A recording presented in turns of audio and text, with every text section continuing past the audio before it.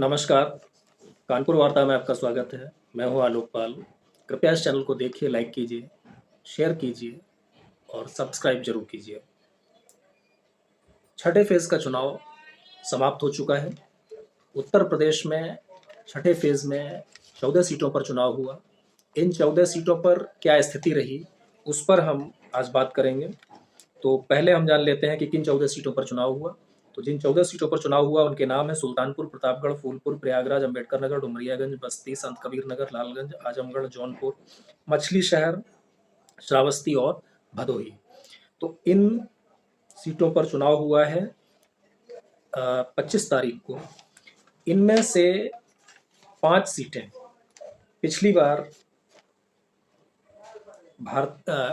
Bahujan Samaj party और Samajwadi party का गठबंधन जीतने में सफल हुआ था, जबकि बाकी की 9 सीटें भारतीय जनता पार्टी जीतने में सफल हुई थी। तो मैंने जो पिछले चुनाव के आंकड़ों का अध्ययन किया, इस साल की जो परिस्थितियां हैं उनका विचार विमर्श किया, तो उसके आधार पर मुझे लगता है कि जो चुनाव पिछली बार 9-5 हुआ था, वो इस बार कम से कम 11-3 या उससे भी कम मार्जिन का होने जा रहा है, यानी कि वो 12-2 भी हो सकता है, इस स्थिति में भी जा सकता है। पिछली बार जो सीटें सपा बसपा के गठबंधन ने जीती थी, उनमें थी अंबेडकर नगर, श्रावस्ती, लालगंज, जौनपुर और आजमगढ़। आजमगढ़ की सीट पर अखिलेश यादव यानी समाजवादी पार्टी के अध्यक्ष स्वयं चुनाव लड़े थे, तो आजमगढ़ में मार्जिन बहुत बड़ा रहा था। बाकी सीटों पर जीत का मार्जिन बहुत बड़ा नहीं था, खासतौर से जो सीटें बीएसपी ने जीती थी। तो बीएसपी ने अंबेडकर नगर सीट जीती थी, जो मुझे लगता है कि बीएसपी की जीती हुई सीटों में सबसे बड़ा मार्जिन शायद रहा होगा।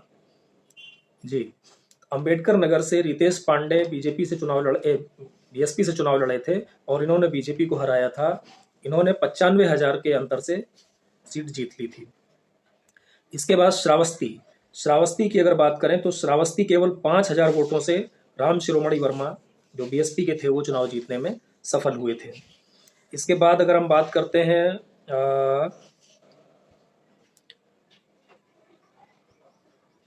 लालगंज की, तो हाँ, लालगंज की सीट पर मार्जिन काफ़ी बड़ा था। लालगंज की सीट पर 1,61,000 का मार्जिन था और यहाँ से संगीता आज़ाद ने बीजेपी के कैंडिडेट को चुनाव हराया था। और एक सीट थी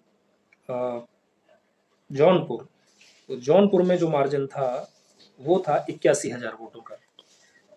यानी कि जो सीटें बहुजन समाज पार्टी ने जीती, उनमें से एक सीट को छोड़कर सभी पर मार्जिन 1 लाख से कम का था। और कई सीटें ऐसी हैं जो बीजेपी ने जीती थी, लेकिन वहाँ मार्जिन बहुत कम था। जैसे कि आप सुल्तानपुर को ही ले लें, सुल्तानपुर से हम शुरू कर लेते हैं। तो सुल्तानपुर में मेनका गांधी केवल 14,000 वोटों से चुनाव जीतने में सफल हुई थी। इसके बाद संत कबीर नगर में प्रवीण निषाद चुनाव जीते थे केवल 35,000 वोटों से। फिर आ जाते हैं जो सबसे कठिन सीट थी मछली शहर, तो मछली शहर बीजेपी जीतने में सफल हुई थी, लेकिन केवल 181 वोटों से चुनाव जीत पाई थी। फिर हम बात कर लेते हैं श्रावस्ती की, तो श्रावस्ती केवल 5,000 वोट से बीएसपी जीतने में सफल हुई, तो ये कम मार्जिन वाली सीटें हैं। इस बार मुझे ऐसा क्यों लग रहा है कि ये चुनाव 11-3 या 12-2 भी हो सकता है। तो उसका जो कारण है वो है बीएसपी और कांग्रेस। हमको ये देखना होगा कि कांग्रेस का मत आधार कितना है, बीएसपी के पास अपना कोर वोट जो है वो कितना है। तो अगर हम तुलना करें कि 2019 में किसको कितने वोट मिले थे, तो उससे क्या अंदाजा लग जाता है। और मुझे लगता है कि 2-3% की बात अगर छोड़ दें तो बहुत फर्क नहीं पड़ा है। पिछले चुनाव में जो बीजेपी का वोट था, मुझे लगता है कि लगभग उसी के आसपास वोट मिलेगा। अगर कुछ घटा भी तो 2 या 3% घटेगा, उससे ज़्यादा नहीं घटेगा। तो हम सुल्तानपुर से शुरू करते हैं। सुल्तानपुर में जो बीजेपी के अगेंस्ट यानी कि मेनका गांधी के अगेंस्ट कैंडिडेट थे, वो थे चंद्रभद्र सिंह, और उनको वोट मिला था 4,44,000 से ऊपर, और कांग्रेस नंबर 3 पर रही थी, उसके पास 41,000 वोट था। अब इस 4,44,000 वोट में से आप मिनिमम 20% वोट निकाल दीजिए बीएसपी का, जो कोर वोट है, मिनिमम 20 की मैं बात कर रहा हूँ, जाएगा तो कुछ ज़्यादा है। वो उस एरिया में दलितों की आबादी ठीक ठाक है, तो अगर आप 20% वोट निकाल देते हैं तो 90,000 वोट सीधा सीधा माइनस हो जाता है। इसमें अगर आप कांग्रेस का जोड़ देंगे तो 40,000 41,000 ऐड हो जाएगा, यानी कि 50,000 का डिफरेंस फिर भी बना रहेगा अगर मैं पिछले बार की ही तुलना करूं तो। और जो जीत हुई थी वो लगभग 14,000 से हुई थी, तो यानी कि 64,000 का मार्जिन तो फिर भी बन जाता है।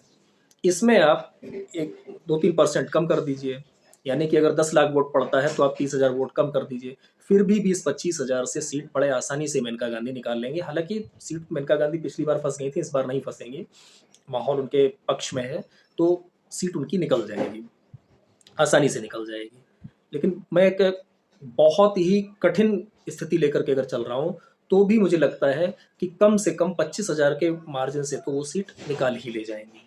इसके बाद आ जाते हैं प्रतापगढ़। प्रतापगढ़ में बड़ी जीत हुई थी, लगभग मार्जिन 1,17,000 1,18,000 का रहा था, और यहाँ पर भी तीसरे नंबर पर आपके कांग्रेस की कैंडिडेट रही थी, वो थी रत्ना सिंह। तो रत्ना सिंह को वोट मिले थे 70,000। तो फिर से आप एक बार वहीं पे आ जाए, क्योंकि बीएसपी का कैंडिडेट तो वहाँ पे भी बीजेपी के अगेंस्ट था। अगर यहाँ पर भी आप केवल 20% वोट निकाल दें जो गठबंधन के प्रत्याशी को मिले थे, तो वो भी लगभग 60-70,000 वोट, 65,000 मान लीजिए कि 65,000 के आसपास वोट बनता है जाकर के। तो एक तरफ 65,000 निकलेगा, दूसरी तरफ से 70,000 जुड़ेगा, तो 1,71,000 के मार्जिन को पाटना बड़ा कठिन है। यानी कि प्रतापगढ़ सीट भी बड़ी आसानी से बीजेपी मुझे जीतती दिखाई दे रही है। फूलपुर की अगर बात करें तो वहाँ बड़े मार्जिन से चुनाव जीती थी बीजेपी। इस बार बताया जा रहा है कि शायद उतनी आसानी से न जीत पाए, लेकिन जीत जाएगी ये पक्का है, क्योंकि मार्जिन जो है वो बहुत बड़ा था, लगभग 1,70,000 से ज़्यादा का मार्जिन था, और कांग्रेस के प्रत्याशी को वहाँ पर केवल 32,000 वोट मिले थे। बीएसपी अलग से चुनाव लड़ ही रही है, तो वो दिक्कत आने वाली है। दिक्कत मतलब जो गठबंधन प्रत्याशी है उसको दिक्कत आने वाली है। प्रयागराज चूंकि एक तो शहरी क्षेत्र उसमें ज़्यादा आ जाता है, 1,81,000 का मार्जिन भी था, कांग्रेस के प्रत्याशी का वोट भी 32,000 से कम था, बीएसपी का वोट निकलना ही निकलना है। बात फिर से वही है कि आप 20% वोट निकाल देंगे तो 60,000 निकल जाता है, 30,000 ऐड हो जाता, तो मार्जिन एक तरीके से बढ़ ही जाता है। और जो मैंने कहा कि आप 2-3-4% अगर जो कुल पड़ा वोट है उसका निकाल भी देंगे, तो भी मुझे लगता है कि प्रयागराज की सीट बीजेपी बड़ी आसानी से 1 लाख से ऊपर वोटों से जीतने में सफल होगी। बात कर लेते हैं अंबेडकर नगर की। अंबेडकर नगर एक सीट ऐसी थी जहां पर बीएसपी लगभग 1 लाख मानिए, मोटा मोटा 95,000 से ज़्यादा वोटों से चुनाव जीतने में सफल रहे थे, आप 1 लाख मान के चलिए। लेकिन यहाँ की स्थिति ये थी कि यहाँ पर जो कांग्रेस का कैंडिडेट था कि नहीं था, चूंकि इतना डिटेल दिया नहीं है उसमें जो मैंने वेबसाइट से निकाला है, तो यहाँ तीसरे नंबर पर जो कैंडिडेट रहा था वो कोई पार्टी थी पीएसपी, और उसके प्रेमनाथ निषाद चुनाव लड़े थे, तो उनको वोट मिले थे 2,390। यानी कि 2 पार्टियों को छोड़कर बाकी सब पूरी तरीके से साफ हो गए थे, और यहाँ पर 95,000 के आसपास वोटों से बहुजन समाज पार्टी के रितेश पांडे चुनाव जीतने में सफल हुए थे। इस बार क्या है कि एक तो वहां से वोट आप कम कर दीजिए 1 लाख के, बल्कि 1,10,000 अगर 20% लेके चलते हैं, तो बीएसपी वाला सीधा सीधा कम कर दीजिए गठबंधन प्रत्याशी से, यानी कि वो आ जाते हैं दोनों लेवल पर। इसके बाद दूसरी जो कंडीशन है कि रितेश पांडे जो पिछली बार गठबंधन से भी चुनाव लड़े थे, वो इस बार चुनाव लड़ रहे हैं बीजेपी कैंडिडेट के रूप में। उनका खुद का कुछ प्रभाव है, उनकी जाति का अपना वोट है, वो भी पिछली बार उनके पक्ष में चला गया था, काफ़ी बड़ी मात्रा में चला गया था, अन्यथा ये सीट 1 लाख के वोट से जीतने की कोई संभावना नहीं थी। तो वो उनके साथ ना पूरा आप आधा मान लीजिए जो उनकी जाति का होगा, मान लीजिए 70,000 80,000 वोट है, तो 40,000 तब भी उनके साथ जुड़ करके आ रहा है। तो मुझे लग रहा है कि रितेश पांडे एक बार फिर से अंबेडकर नगर से सांसद होने वाले हैं, यानी कि बीजेपी वहां से जीतने वाली। तो एक सीट तो उनकी ये जाति मुझे दिखाई दे रही है। इसके बाद बात कर लेते हैं श्रावस्ती की। तो श्रावस्ती में चूंकि मुकाबला काफ़ी कठिन हुआ था, 5,000 के आसपास का अंतर था, और बीएसपी चुनाव जीती थी। 4,41,000 वोट मिला था बीएसपी को। आप इसमें से 20% निकाल दीजिए, 20% का आप एवरेज लेके चलिए, अलग अलग जगह पर मतलब 15-16% से लेके 28-30% तक रहेगा, लेकिन एवरेज आप 20 लेकर के चलिए।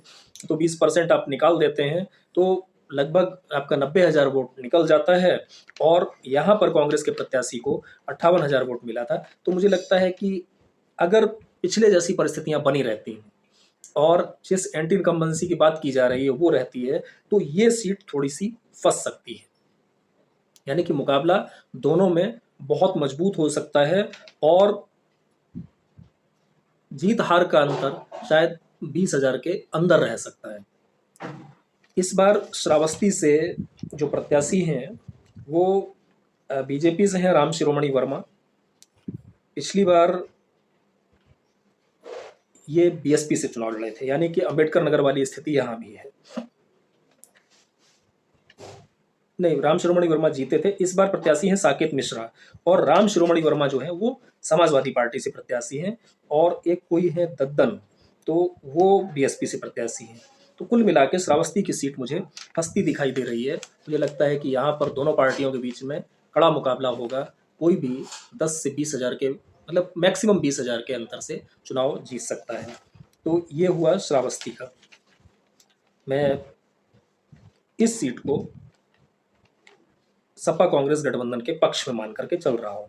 इसके बाद डुमरियागंज में बहुत बड़ा अंतर था, लगभग 1,14,000 का अंतर था, 16,000 का। और यहाँ पर कांग्रेस के प्रत्याशी जो थे सिकंदर अली, तो सिकंदर अली को 60,000 वोट मिला था। बीएसपी का वोट जो आफ्ताब आलम यहाँ से चुनाव लड़े थे, 3,86,000 वोट मिला था गठबंधन प्रत्याशी को। आप बीएसपी का वोट निकाल दीजिए तो 38×2 = 76, यानी कि 75,000 वोट कम हो रहा है, 60,000 जुड़ रहा है। तो डिफरेंस जो है फिर भी बहुत बड़ा बना रहेगा, और मुझे लगता है कि ये सीट एक बार फिर से जगदम्बिका पाल 1 लाख के आसपास के अंतर से जीतने वाले हैं। फिर आप आ जाइए संत कबीर नगर में। तो संत कबीर नगर सीट जो है वो पिछली बार बीजेपी ने जीती थी, और जो मार्जिन था वो लगभग 35-36,000 का था। यहाँ पर कांग्रेस के प्रत्याशी को जो भालचंद्र यादव थे उनको बहुत अच्छा वोट मिला था, 1,28,000 वोट मिला था। तो मुझे यहाँ पे थोड़ा सा लग रहा है कि कड़ा मुकाबला होगा, कि अगर बीएसपी का वोट लगभग मैं मान के चलता हूँ 85,000 के आसपास वोट निकलता है, तो उसमें कांग्रेस का वोट ऐड होने की काफ़ी संभावना है। अब भालचंद्र यादव ने अपना कितना वोट लिया था और कांग्रेस का कितना वोट था, उसको तो थोड़ा अलग अलग कर पाना मुश्किल है, लेकिन फिर भी मैं मान के चलता हूँ कि कम से कम जितना 80-85,000 वोट इधर से कम हो रहा है, उतना उधर से ऐड भी हो रहा है। तो यहाँ पर मुझे एक मुकाबला इसलिए होता दिखाई दे रहा है, जो एंटी इनकम्बेंसी की बात है, तो अगर 25-30,000 वोट कम हो जाता है बीजेपी का, तो ये सीट भी फंस सकती है। यानी कि संत कबीर नगर एक सीट ऐसी है श्रावस्ती के बाद में दूसरी, जहाँ पर मुझे लग रहा है कि कड़ा मुकाबला होगा, और सीट सपा और कांग्रेस के गठबंधन को जा सकती है। लालगंज की अगर बात करें तो लालगंज में एक बड़े मार्जिन से बीएसपी जीतने में सफल हुई थी। इस बार भी मुकाबला वहां पर कड़ा होगा, और मुझे लगता है कि कांग्रेस चूंकि यहाँ पर कहीं गिनती में थी नहीं, 17,000 के आसपास उसको वोट मिला था, तो कांग्रेस का वोट ऐड होने से कोई बहुत फर्क नहीं पड़ेगा। लेकिन यहाँ पर अगर जो मुझे 5,18,000 वोट मिला था लालगंज में, तो अगर 1 लाख से ऊपर वोट बीएसपी यहाँ पर कम करने में सफल होती है, तो ये मुकाबला एक बार फिर से बन जाएगा। और यहाँ पर भी मुझे थोड़ा सा अपर हैंड दिख रहा है। आजमगढ़ की अगर बात करें तो चाहे जितनी चर्चा चल रही हो कि धर्मेंद्र यादव आसानी से चुनाव जीत रहे हैं, मुझे लग रहा है कि आजमगढ़ में धर्मेंद्र यादव आसानी से चुनाव नहीं जीत रहे हैं। चुनाव जीतने की संभावना उनकी हो सकती है, लेकिन निरहुआ भी अच्छा चुनाव लड़ रहे हैं। अखिलेश यादव की बात अलग थी, उन्होंने लगभग 3.25 लाख वोट के मार्जिन से चुनाव जीत लिया था, लेकिन चूंकि यहाँ पर जब उपचुनाव हुए तो धर्मेंद्र यादव चुनाव हार गए थे, भले ही वो 8,000 से ही हारे हों।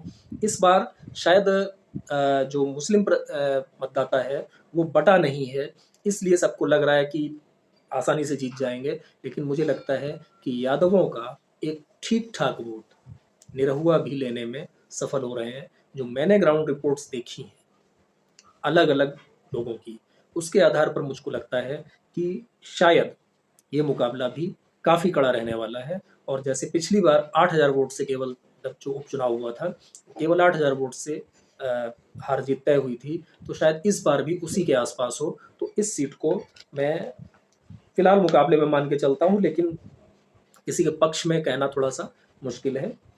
फिर भी एक अपर हैंड दे देते हैं हम सपा को।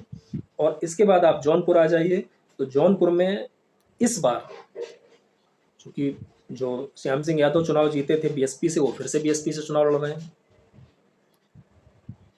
वर्तमान सांसद हैं, बीएसपी का अपना कोर वोट है, यादव वोट अगर उनके पास पक्ष में जाता है तो काफ़ी हद तक मुस्लिम भी उनके पक्ष में जा सकता है। यानी कि जौनपुर की जो एक सीट है उसमें मुझको ये दिखाई दे रहा है कि वहाँ पर यादव भी बटेगा, मुस्लिम भी बटेगा, और यादव और मुस्लिम बटने की वजह से मुझे जौनपुर सीट बीजेपी के पक्ष में जाती दिखाई पड़ रही है।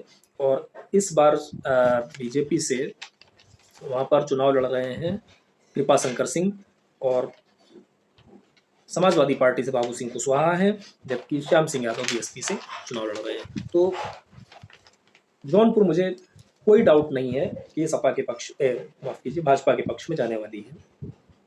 मछली शहर की अगर बात करें तो मछली शहर एक सीट ऐसी थी जहां पर बहुत कड़ा मुकाबला हुआ था, लेकिन इस बार मछली शहर की सीट जो है वो आसानी से मुझे भारतीय जनता पार्टी के पक्ष में जाती दिखाई दे रही है। पिछली बार केवल 181 वोट से जीते थे, इस तीसरे नंबर पर वहाँ एसबीएसपी यानी कि राजभर की पार्टी रही थी। तो यानी कि राजभर का जो भी असर होगा वो ऐड हो जाएगा, बीएसपी का वोट कम हो जाएगा जो पिछली बार गठबंधन प्रत्याशी को मिला था, तो इस बार मार्जिन बढ़ेगा। और मुझे लगता है कि कम से कम 50 से 60,000 वोट से आसानी से मछली शहर सीट जीतने में बीजेपी सफल होगी। और लास्ट हम लोग बात कर लेते हैं भदोही की। तो भदोही में बीजेपी पिछली बार भी ठीक ठाक मार्जिन से चुनाव जीती थी और कांग्रेस के प्रत्याशी को केवल 25,000 वोट मिला था। बीएसपी एक बार यहाँ पर बहुत बड़ा फैक्टर होगी, और उस बड़े फैक्टर की वजह से भदोही सीट मुझे आसानी से जाती दिखाई दे रही है बीजेपी के पक्ष में। तो अंबेडकर नगर, श्रावस्ती, लालगंज और ये आजमगढ़, ये 4 सीटें मुझे फंसती दिखाई दे रही हैं। इनमें से 3 पर मुझे अपर हैंड दिख रहा है सपा का। इसमें आजमगढ़ है, लालगंज है और संत कबीर नगर है। अंबेडकर नगर और श्रावस्ती में इस बार पुरानी वाली स्थिति नहीं रहने वाली है, वहाँ पर आसानी से बीजेपी चुनाव जीतती दिखाई दे रही। तो मुझको जो दिखाई दे रहा है वो है 11-3। आजमगढ़ में मामला काफ़ी फंसा हुआ हो सकता है, और अगर आजमगढ़ का मामला फंसता है तो ये 12-2 भी हो सकता है। और अगर लालगंज और संत कबीर नगर में कुछ 19-20 हुआ तो उससे भी नीचे ये जा सकता है। तो कुल मिलाकर के जिन लोगों को लग रहा था कि छठे चरण में कांग्रेस और सपा का जो गठबंधन है वो बहुत अच्छा प्रदर्शन करने जा रहा है, 14 में से कुछ लोगों को लग रहा था कि वो 6-7 सीटें जीतने जा रहा है, तो वैसी कोई स्थिति नहीं दिखाई दे रही है। किसी भी कीमत पर 3, और अगर बहुत अच्छी स्थिति आ गई तो 4, उससे ज़्यादा सीटें कांग्रेस सपा का गठबंधन नहीं जीतने जा रहा है। मुझे 11-3 की ही स्थिति दिखाई दे रही है। अगर 11 सीटें बीजेपी जीतने में सफल होती है तो अपनी पिछली बार की टैली में 2 ऐड कर लेगी। अगर मान लीजिए कि कुछ और भी अच्छी स्थिति बन जाती है कांग्रेस और सपा गठबंधन के लिए, तो 4 सीटें हो जाती हैं, फिर भी 1 सीट ऐड करने में सफल होगी।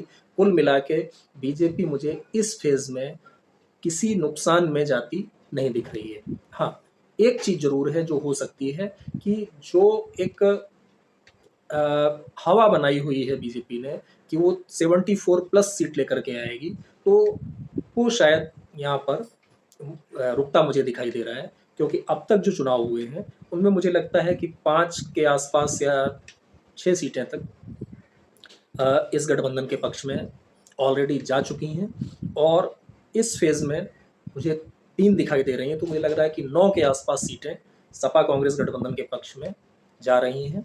अगर 4 चलेंगी तो 10 भी हो सकती हैं, यानी कि जो 74 प्लस की जो बात थी वो मुझे यूपी में छठे चरण के बाद होती नहीं दिख रही है। और जहाँ तक बात 7वें चरण की है, तो 7वें चरण का डिटेल विश्लेषण बाद में करूँगा, लेकिन जो मोटा-मोटा मुझे दिख रहा है तो उसमें मुझे बीजेपी को कोई बहुत नुकसान होता नहीं दिख रहा है, यानी कि जिस स्थिति में पिछली बार थी उसमें कुछ ना कुछ वो ऐड ही करने में सफल होगी, उसे कोई बड़ा नुकसान नहीं होगा। तो बीजेपी 68 से 70 के आसपास रहने की मुझे पूरी संभावना दिखाई देती है।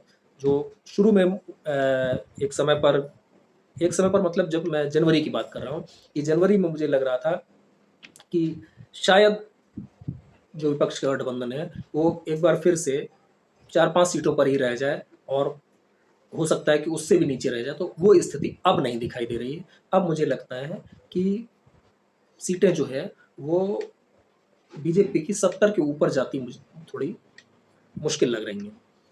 और वो बात अलग है कि 70 भी आएंगी तो भी उसके खाते में कुछ ना कुछ ऐड हो जाएगा। मैं बीजेपी की जब बात कर रहा हूँ तो यहाँ पे मैं बीजेपी गठबंधन की बात कर रहा हूँ। जहाँ जहाँ आप बीजेपी शब्द सुन रहे हैं तो आप उसे बीजेपी गठबंधन मान के चलिए। तो बीजेपी गठबंधन की सीटें जो मुझे किसी समय पर लग रहा था कि काफ़ी ऊपर चली जाएंगी, अब वैसा होता नहीं दिख रहा है, क्योंकि जो अब तक चुनाव हुए हैं उनके और मतलब छठा भी हो ही चुका है, तो 6 चरणों के चुनाव के बाद मुझे कम से कम 8 से 9 सीटें जाती दिख रही हैं